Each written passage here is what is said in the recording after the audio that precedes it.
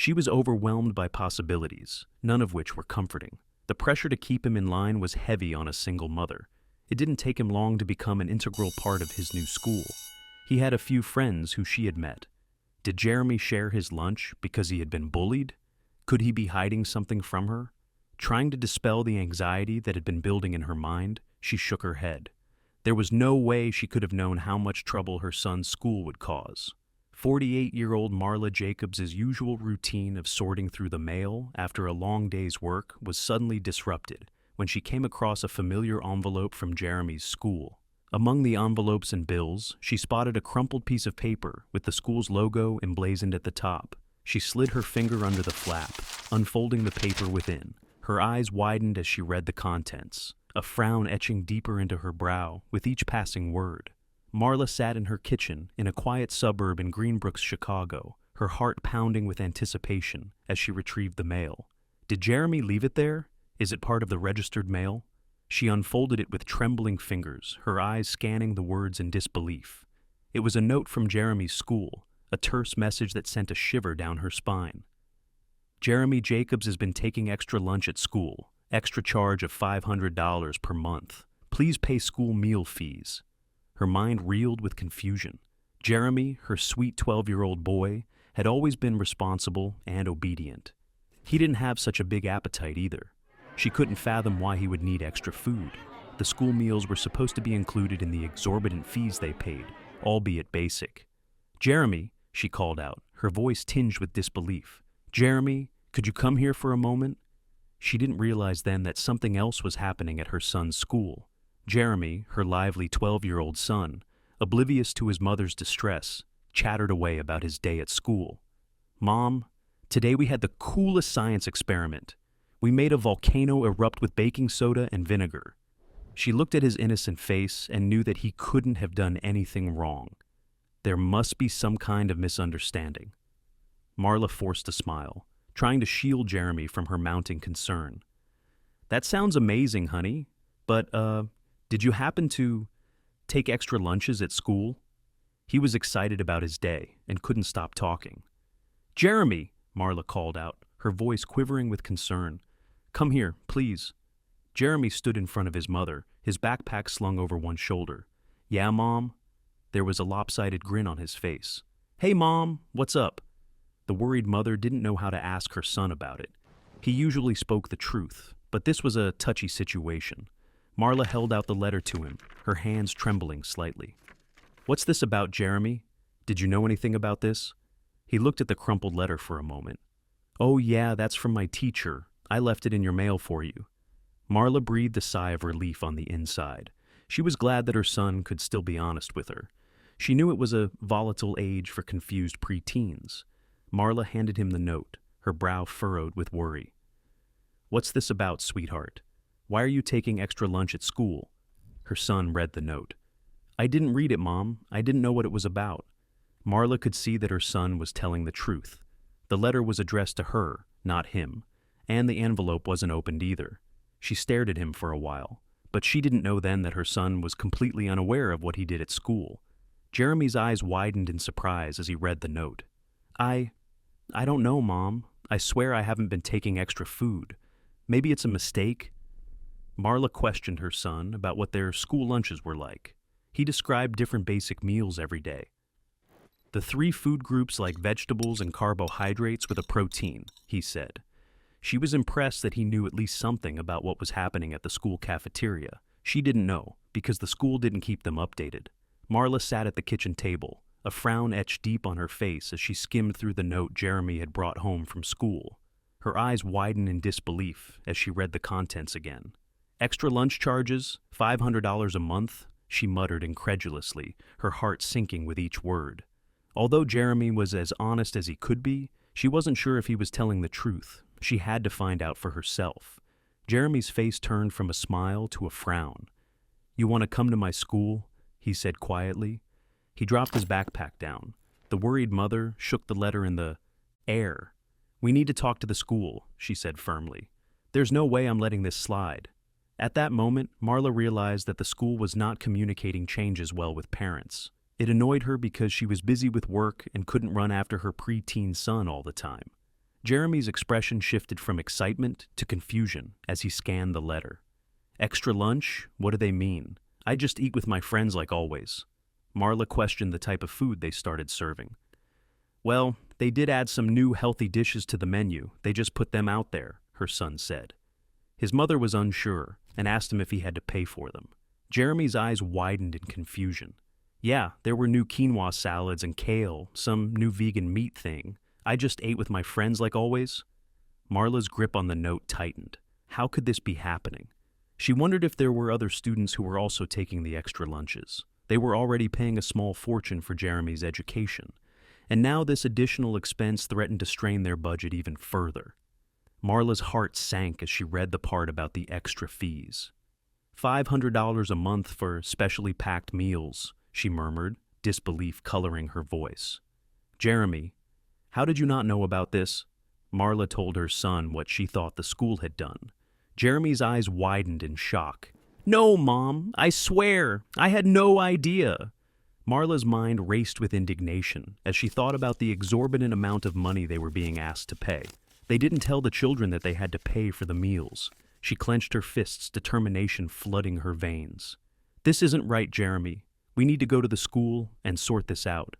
They arrived at the school the next morning, Marla's jaw set in determination as they marched into the principal's office.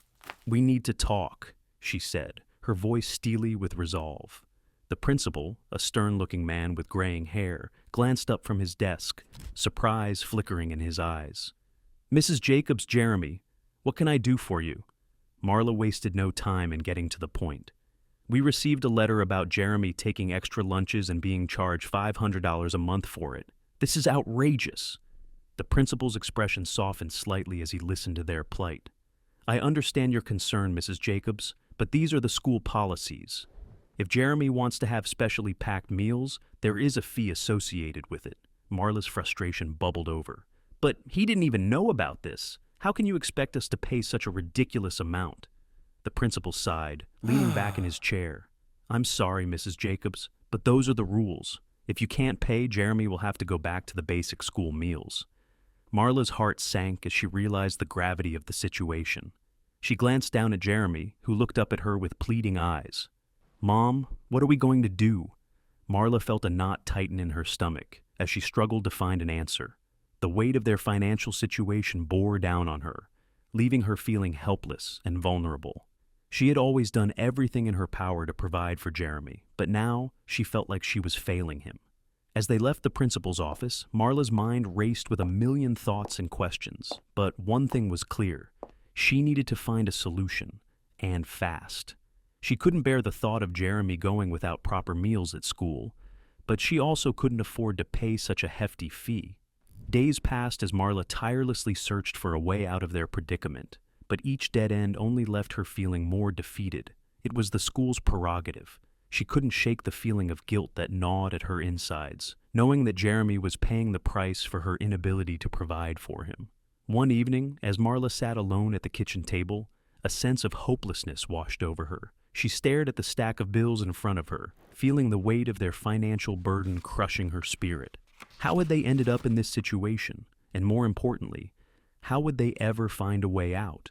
As the days turned into weeks, Marla's frustration only grew, each rejection and setback fueling her sense of helplessness. She felt like she was trapped in a never-ending cycle of despair, unable to see a way out. And then, one day, as Marla sat in the school parking lot, waiting to pick up Jeremy, a thought struck her like a bolt of lightning. Maybe there was another way. Maybe she didn't have to accept defeat after all. Her mind was exploding with ideas. But as she pondered the possibilities, a sense of fear gripped her heart. What if she failed? What if she couldn't find a solution? What would become of Jeremy then? With a heavy heart and a mind full of uncertainty, Marla stepped out of the car and made her way into the school, her resolve stronger than ever. She may not have all the answers, but she refused to give up without a fight. As she entered the principal's office once again, determination burned in her eyes. She wanted to pay the $500 by lay-by, but he refused. She may not know what the future held, but one thing was for certain. She would do whatever it took to ensure that Jeremy had the chance to thrive, no matter the cost. The principal looked up from his desk, a solemn expression on his face. Marla's hopes were dashed once again. "I'm sorry, Mrs. Jacobs," he said softly, "but there's nothing more we can do. The decision has been made." Marla felt her world crumble around her as the weight of his words sank in. She had fought so hard, and yet it still wasn't enough.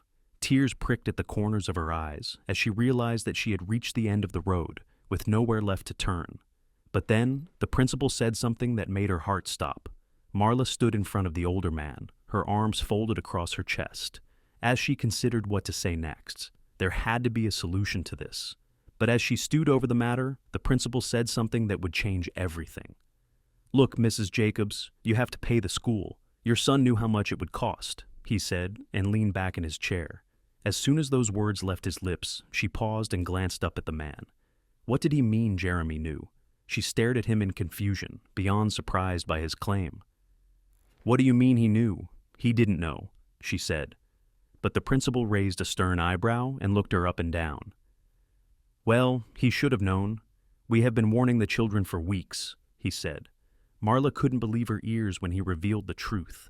Had her son been lying to her all along? How could he put her in this position? Marla felt like she was going to be sick. If her son knew all along, then she would have to pay the $500. She couldn't blame the school. Her cheeks burned red with embarrassment and anger. She couldn't believe that her son would lie to her about this. She felt beyond ashamed as she stood in front of the principal. But for a moment, she wondered if he was telling the truth. "Are you sure about that?" she finally asked as the man stared her down. She didn't want to assume that he was telling the truth. "Yes, ma'am," he said, and pushed his glasses up the bridge of his nose. "We've been warning them in assembly each morning." Marla's hands shook by her sides. How could Jeremy be so irresponsible and spend so much money? But the principal continued. "Our teachers were instructed to remind the children every morning in class. I don't know how your son missed it," he shrugged. "Unless, he remembered and is just lying to you," the older man said, a grin tugging at the corners of his lips. Marla felt beyond mortified and humiliated as she left his office without a word. She couldn't believe that Jeremy would lie to her, but she had no idea what was coming. Marla loved her son no matter what, but she was beyond hurt that he would lie about this in the first place and make her look like a fool. She drove home in silence, tears burning behind her eyes. He knew they couldn't afford to spend that much on food. If the school had been reminding them of the extra charge, then he would have had no excuse. Why would he lie to her? Her mind was consumed by the matter for the entire ride home. She was frustrated that she suddenly had to deal with the loss of a large chunk of her salary. When she got home, Jeremy was still at school. She sat in the kitchen and pondered the matter over a cup of coffee. She thought about the principal and his narcissistic grin when he saw the humiliation on her face. She was furious. She watched the hours tick by as she waited for her son to come home from school. She wanted answers out of him. She didn't want to fight or scream. She just wanted to ask him about what the principal had said. She trusted an adult to be open and honest about the matter. It wasn't until 2 p.m. that she heard her son run up the front porch steps. She quickly got up from her seat, ready to have a conversation with him. Jeremy walked through the front door a second later with a wide grin on his face. He seemed to be in a wonderful mood, but as soon as he walked into the living room and spotted his mother, his smile fell. He could tell that something was wrong. Jeremy asked his mother what was wrong. "Come take a seat with me, Jeremy," she said. Jeremy instantly knew something was seriously wrong. Marla sat down in front of her son with disappointment in her eyes. He could tell that she was seriously upset. "I went to speak to your principal today," she started, wanting to see how he would react. But he seemed completely casual. "What did he say? Do you still have to pay him all that money?" Jeremy asked casually. He had no idea that he was in trouble. "Yes, Jeremy, I still have to pay him the money." She sighed, frustrated by the entire situation. She had to get the truth out of him. "But the principal told me something today," she said. "He said you knew that it would cost more money to eat the new lunches." The second those words left her mouth, Jeremy's eyebrows tucked into a confused frown. "What?" he asked. But Marla was done playing games. Someone was lying, and she needed to get to the bottom of the issue. "Your principal told me that they have been warning the students in the assembly that the new food costs more money," she confronted. But as soon as she said those words, his face scrunched up in anger. "He's lying! No one told us anything," he said. But Marla didn't know if she could believe her son anymore. Someone was lying, and she didn't know who she could trust anymore. "He said your teachers were reminding you every morning. Are you saying that they didn't?" she asked sternly. But Jeremy shook his head, swearing that that wasn't the case. But how could she get to the bottom of this? Marla let out a sigh. She didn't know what to believe anymore, but then her son said something that made her change her mind. "You can call Tommy's parents," he said, referring to his best friend. "His mom is freaking out too. Tommy didn't know either." "They didn't tell anyone, Mom. I promise the principal is lying," he said. Marla believed him. She knew he wouldn't bring his friends into this if he were lying. Marla was fuming by the end of that conversation. Who did that principal think he was lying to her about her son?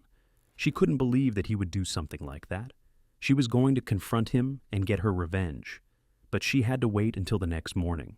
That night, she was a fuming mess as she thought about what had happened. Determined to get to the bottom of it, Marla marched to the school the next morning, her jaw set in determination. She stormed into the principal's office, her military background lending her an air of authority. "I demand to speak to someone about these ridiculous extra lunch charges." Marla's voice rang out, echoing through the otherwise quiet hallway. The principal, taken aback by Marla's fierce demeanor, scrambled to find an explanation. "Mrs. Jacobs, I understand your concern, but the school policy states that specially packed meals incur an additional cost." Marla bristled at the response. "I served this country for 7 years, and I know what it means to stand up for what's right. You can't just spring this on parents without proper notice or consent." The principal shifted uncomfortably in his seat, realizing he was facing a formidable opponent. "I'll look into it further, Mrs. Jacobs, but for now, I'm afraid the charges stand." Frustrated but undeterred, Marla stormed out of the office, her mind racing with plans to challenge the unjust policy. She was going to ensure that her son received the treatment she deserved. No one was going to stop her. Marla refused to let the principal's dismissive attitude deter her. She had faced far greater challenges in her life and had never backed down from a fight. As she left the school, her mind buzzed with ideas, each one more audacious than the last. She spent hours poring over school policies and regulations, determined to find a loophole that would allow her to challenge the unjust charges. She reached out to other parents, rallying them to her cause and forming a united front against the school administration. With each passing day, Marla's resolve only grew stronger. She refused to accept defeat, knowing that her son's future hung in the balance. She would move mountains if she had to, but she would not rest until justice was served. Marla's determination sparked a fire within the community. Parents who had once felt powerless now stood alongside her, ready to fight for their children's rights. Together, they organized protests, wrote letters to local officials, and demanded answers from the school board. The media caught wind of the story, and soon Marla's fight was making headlines across the city. People from all walks of life reached out to offer their support, inspired by her courage and tenacity. But amidst the flurry of activity, Marla never lost sight of her ultimate goal, to ensure that no child would ever have to go hungry or face unfair treatment at school again. As the pressure mounted, the school found itself backed into a corner. What had initially seemed like a simple policy change now threatened to become a full-blown legal battle. Marla refused to back down, enlisting the help of pro bono lawyers and advocacy groups to take on the school administration. Every tactic they employed was met with resistance, but Marla remained undeterred. She knew that she was fighting not just for her son, but for every child who had been unfairly targeted by the school's policies. Months passed, and finally Marla's tireless efforts had paid off. The school administration won, and the policy on extra lunch charges remained intact. The loss was hard on Marla. The battle had taken its toll. Marla had poured every ounce of her energy and resources into the fight, sacrificing her own well-being in the process. As she stood on the steps of the courthouse, surrounded by supporters and reporters, Marla couldn't help but feel a sense of bitter defeat. She had poured her heart and soul into this. But at what cost? Marla felt a sense of defeat wash over her. She had done everything in her power to fight for Jeremy, and yet it still wasn't enough. How did it come to this? And more importantly, what would become of Jeremy now? She had to tell him to stop taking the prepackaged school lunches. With a heavy heart and a mind full of uncertainty, Marla stepped out into the cold, harsh reality of the world outside, knowing that she had no choice but to keep moving forward, even in the face of insurmountable odds. For Jeremy's sake, if nothing else, she would find a way to survive. Back at home, Marla whipped up a storm in the kitchen, her culinary skills honed from years of improvisation in the military. She refused to let Jeremy suffer because of the school's greed. As the days passed, Marla's extravagant homemade lunches became the talk of the school cafeteria. She even used cool packaging, which made the food presentation look even better. Jeremy's friends gathered around him in awe as he unveiled gourmet sandwiches, colorful salads, and decadent desserts, each meal a testament to his mother's unwavering love and determination. Marla's efforts didn't go unnoticed by the school staff either.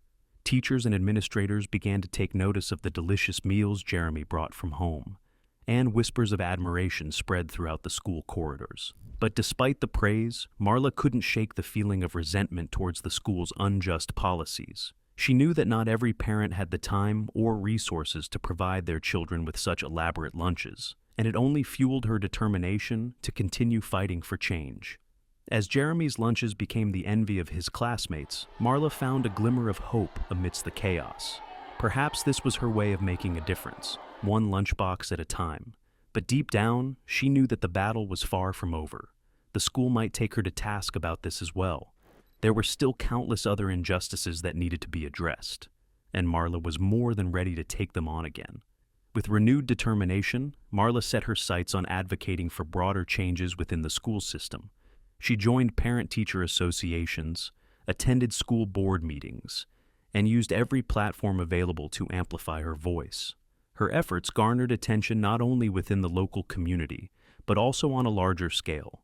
Marla was invited to speak at conferences and panel discussions, where she shared her experiences and advocated for policies that prioritized the well-being of students and families. Despite the challenges she faced along the way, Marla refused to be discouraged. She drew strength from the support of her fellow parents, educators, and activists who shared her vision for a more equitable and compassionate school system. And as she continued to fight for change, Marla found solace in knowing that her efforts were making a difference, not just for Jeremy, but for countless other children who deserve better. Together, they were paving the way for a brighter future, one where every child had the opportunity to thrive and succeed, regardless of their background or circumstances. But amidst the victories and triumphs, Marla never forgot the hardships they had endured along the way. She carried the memories of those difficult times with her, a reminder of the resilience and strength that had carried them through. However, not all was well on Marla's home front.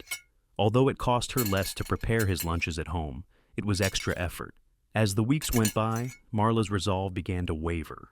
The mounting pressure of the school's demands weighed heavily on her shoulders, and she struggled to keep up with the demands of her job and her son's needs. One evening, as Marla sat at the kitchen table, poring over bills and budget spreadsheets, Jeremy approached her with a worried look on his face.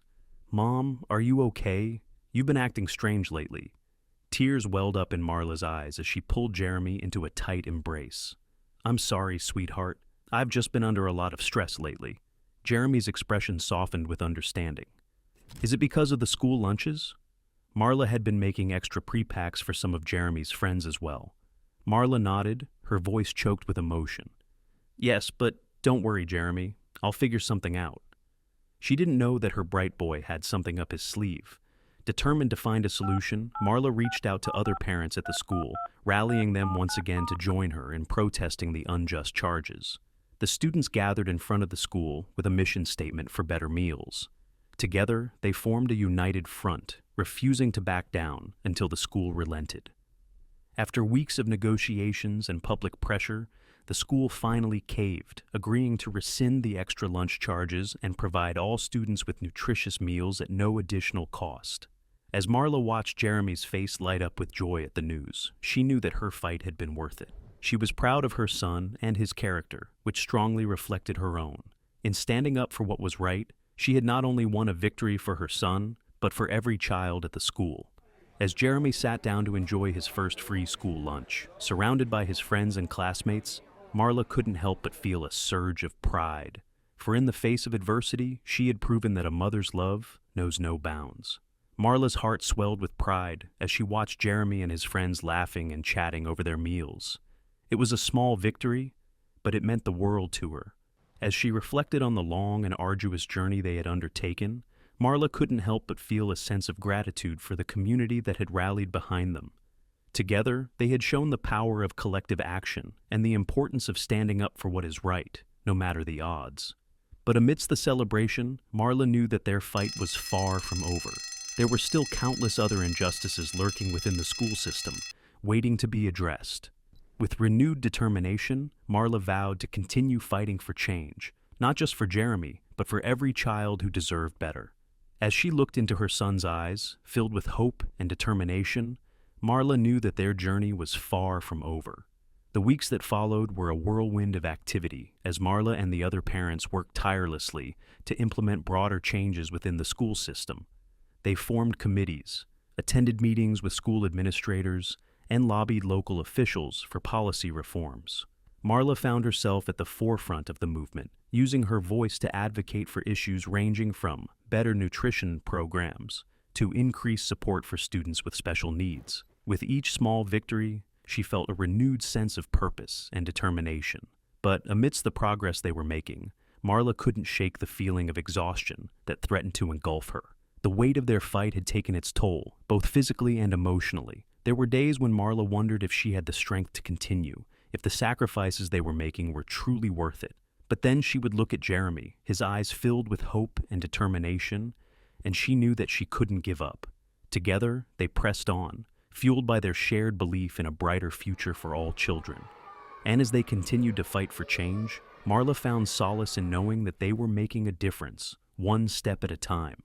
With each victory, no matter how small, Marla felt a glimmer of hope for the future. And as she looked ahead, she knew that their journey was far from over. But with Jeremy by her side and a community of supporters behind them, she was confident that they could overcome any obstacle that stood in their way.